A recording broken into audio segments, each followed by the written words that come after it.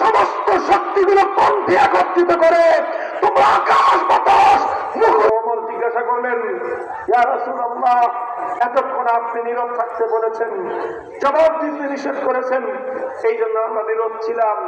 এখন আপনি আমাদেরকে জবাব দিতে বলতেছেন, তাহলে আপনি আমাদেরকে শিখিয়ে দেন কি জবাব দিব। মানাকুল ইয়া রাসূলুল্লাহ, হে আল্লাহর রাসূল, মক্কার এই কুরাইশ মূর্তি পূজারীদের হুবলের জয়ধ্বনির বিনিময়ে, হুবলের জয়ধ্বনির মোকাবেলায় আমরা কি বলবো? আল্লাহর নবী দান্দার মোবারক শহীদ, রক্তে রঞ্জিত তার গোটা দেহ, মাথা ভাঙ্গা, হাত ভাঙ্গা, পা ভাঙ্গা অবস্থায় আমার নবী ওদের ময়দানে ক্ষত বিক্ষত অবস্থায় সাহাবায়ে কেরামকে স্লোগান শিখিয়েছিলেন, আল্লাহু আলা ওয়াজাল।